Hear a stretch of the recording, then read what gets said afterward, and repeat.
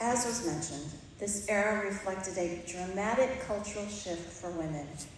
The girls in our school were gradually allowed to participate in programs, courses, and activities previously denied them. Permitted to join traditional male classes and clubs, none was bigger than sports.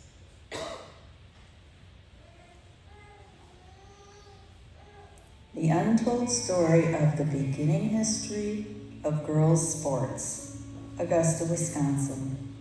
Written by relive, created by Jenny Bauch Pfefferkorn.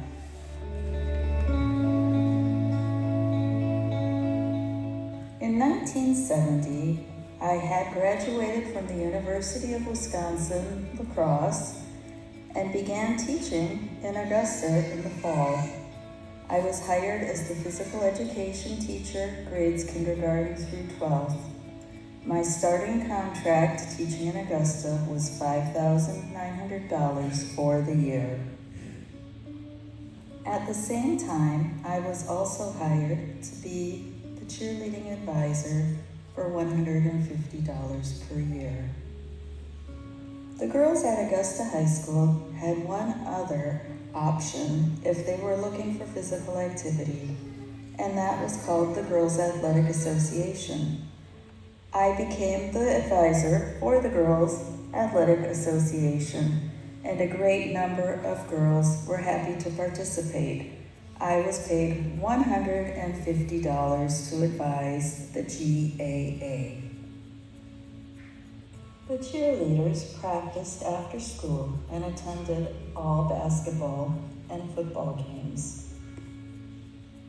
The Girls Athletic Association met once a month in the evening at the gym. They played volleyball, basketball, and other games.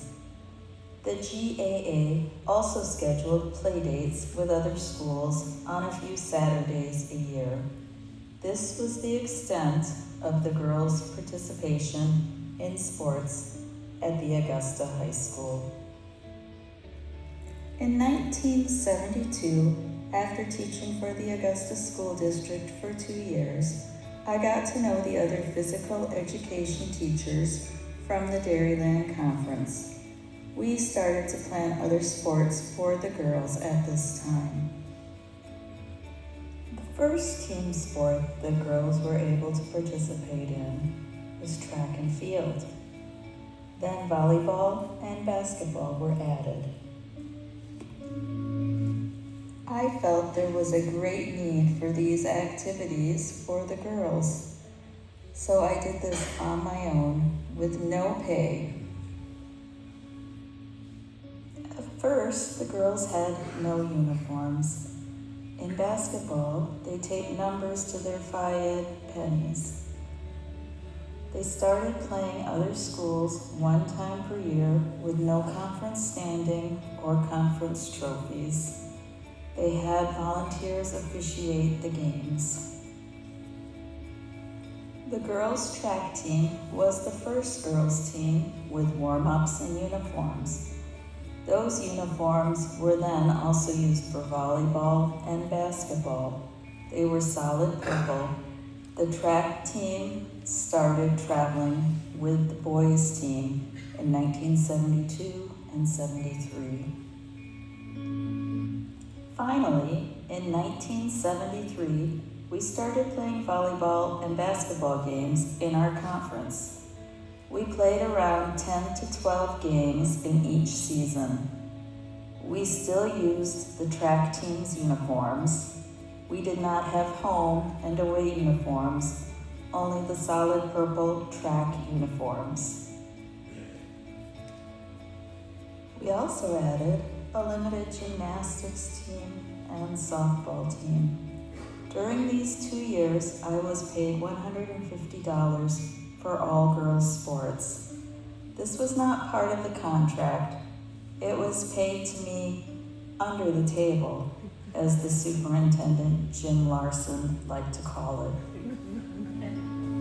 In 1975, I went to the superintendent and told him that the girls were totally underserved. I told him I was not going to coach under these terms. I then also said I would file under Title IX for equal pay. Our superintendent, Jim Larson, retired, and Cliff Hudson took over the district. Without me to coach, he then offered all girls coaches $250 per sport. We had different people step up. In 1975, I filed a Title IX grievance. The case went to court in Madison. My lawyers were provided by my union. The local newspapers never printed a single word about the case. The court ruled in my favor. Number 1, the girls' coaches must be paid the same as the boys' coaches, $650. Number 2, the girls' team should have equal uniforms to the boys.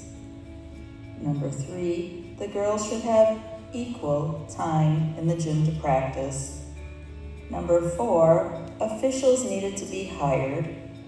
Number 5, I was to receive back pay for 2 years of coaching basketball and track. Since there was no boys equivalent, nothing for volleyball or gymnastics. $2,800 total. Number 6, the court ordered that I was to be offered all head coaching jobs that I had before the case. From this time on, girls had equal opportunities at Augusta, and finding coaches for girls' sports was no longer a problem, thanks to Mrs. Deal.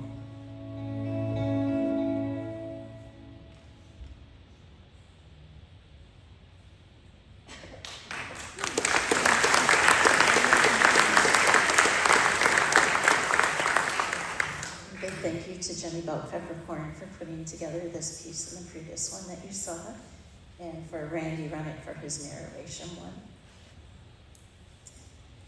And that concludes our audio-visual portion of the program. But first I have a few announcements.